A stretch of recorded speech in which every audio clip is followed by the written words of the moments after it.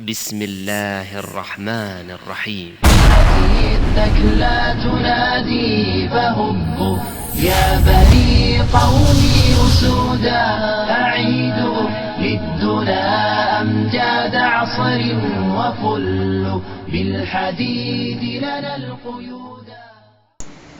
Hello everyone, this is Colin once again. I'm creating the final installment of the refutation of the documentary entitled Islam, What the West Needs to Know. I want to thank you all for watching these videos of mine. I appreciate your support, and please share them, rate them, favorite them, do what you want with them, and I appreciate your support.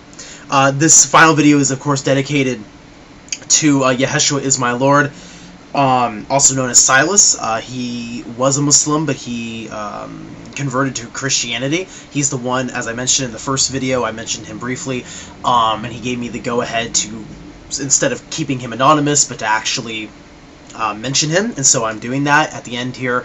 This is dedicated to him. I hope I have not done a bad job, Silas, in my refutation of this documentary, and I hope that you enjoyed it as much as I did as far as making it.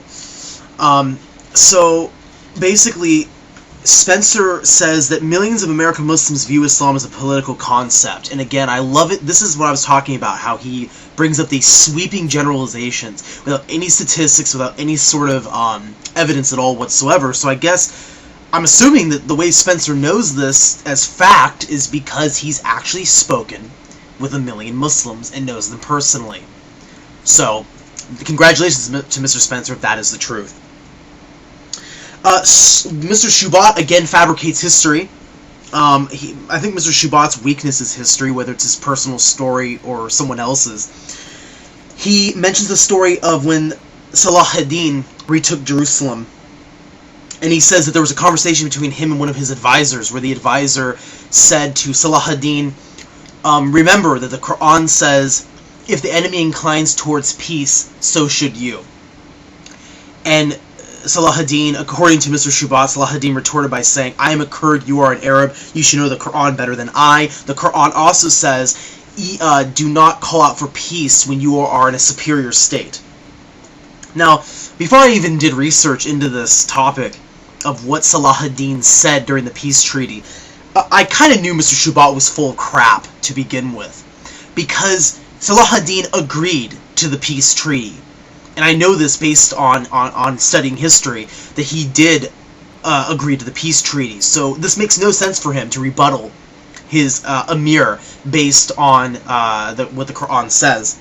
Now, for those of you who are confused about what these two verses have to do with each other, please remember and take into account the concept of not only the theory of abrogation, but the theory of the Tafsir of the Quran by the Quran itself.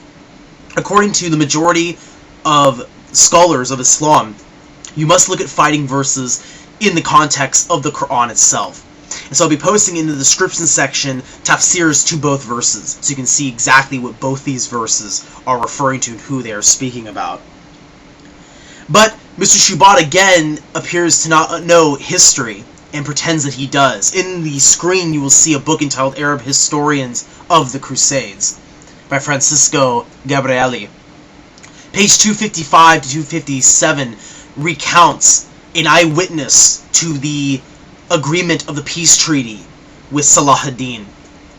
And in these pages, the eyewitness historian who witnessed the signing of the contract between the Crusader state and the Muslims says that Salah ad-Din asked his advisors what they should do as far as the peace treaty, and one of his advisors quoted this verse from the Holy Quran, chapter 8, verse 61.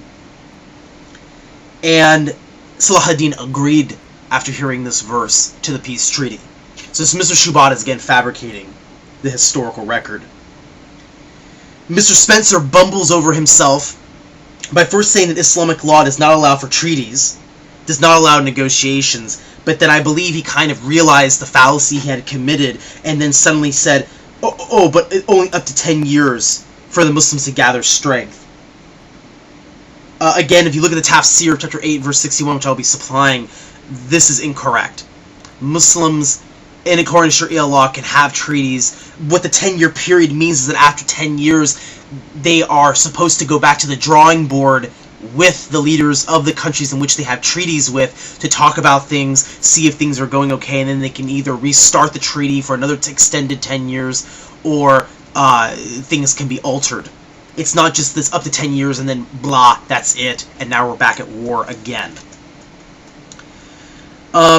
Then, again, in their ignorance, they mention the world being divided into two, the House of Islam and the House of War.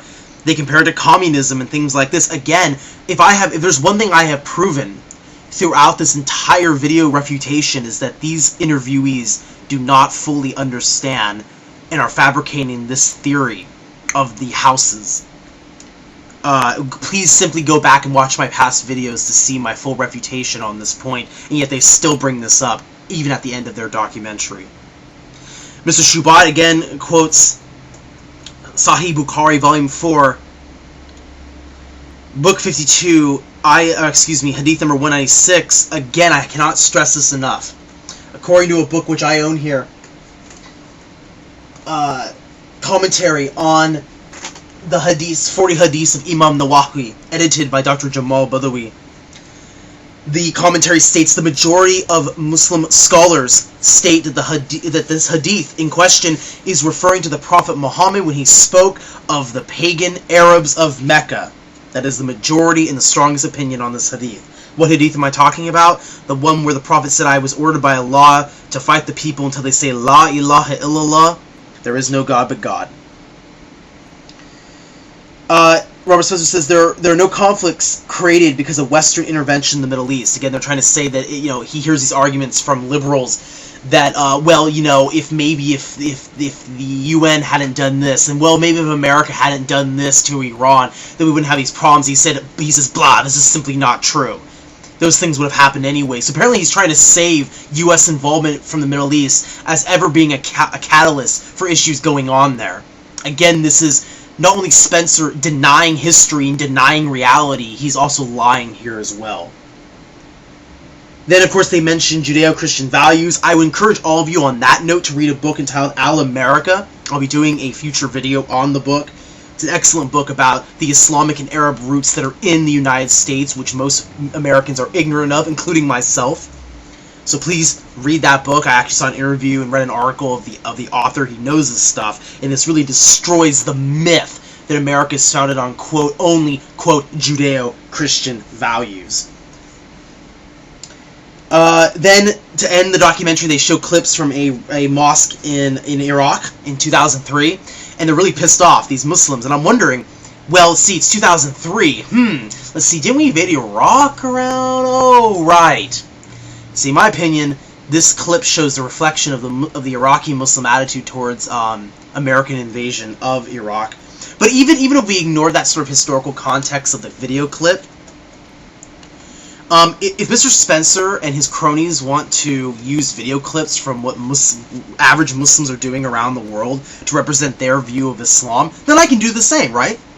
So I end this video in the description section, 2 links to what Muslims have, videos I really like that I have favorited that show what Muslims have been doing around the world as far as peaceful protests and things like this. Because heck, if Spencer and his cronies can just throw up some average Muslims doing some things, so can I.